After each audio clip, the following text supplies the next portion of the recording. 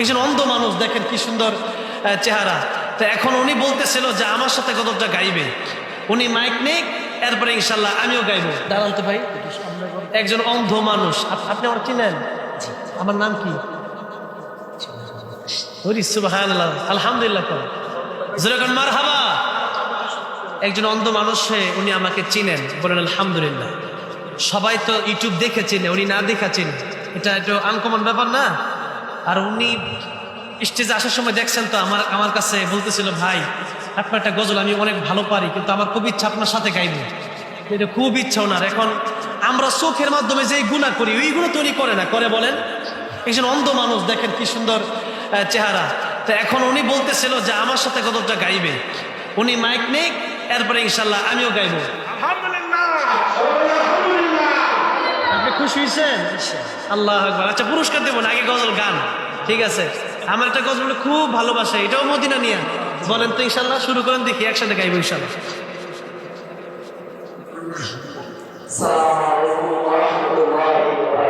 ওয়ালাইকুম আসসালাম ওয়া রাহমাতুল্লাহি ওয়া বারাকাতুহু।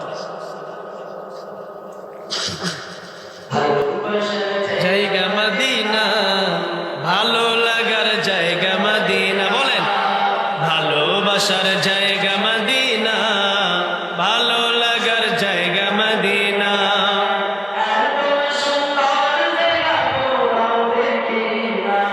এত সুন্দর জায়গা কোথাও দেখি না, সাজিয়েছেন দয়াল রব্বানা, ভালো লাগার জায়গা মদিনা, ভালোবাসার জায়গা মদিনা, ভালো লাগার জায়গা মদিনা।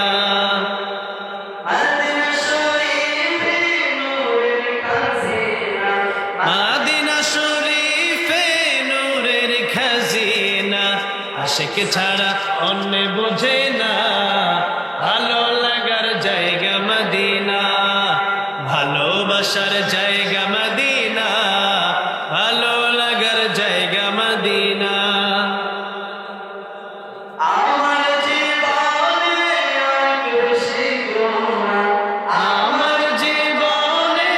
অনেক বেশি গুনাহ, তাই হাবিবের কদম ছাড়বো না, ভালো লাগার জায়গা মদিনা, ভালোবাসার জায়গা মদিনা, ভালো লাগার জায়গা মদিনা।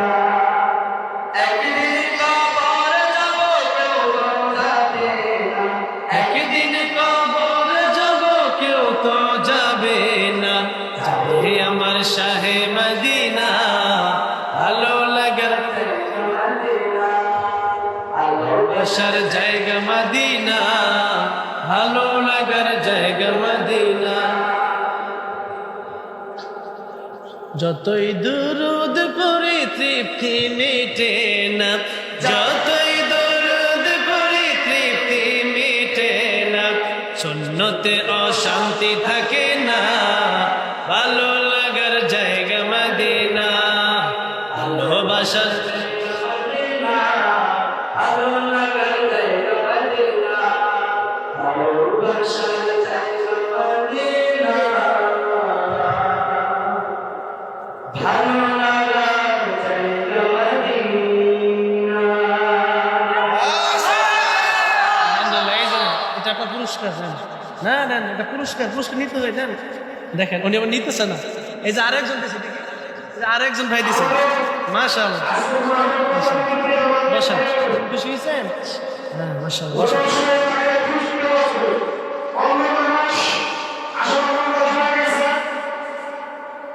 আলহামদুলিল্লাহ, মাশাআল্লাহ।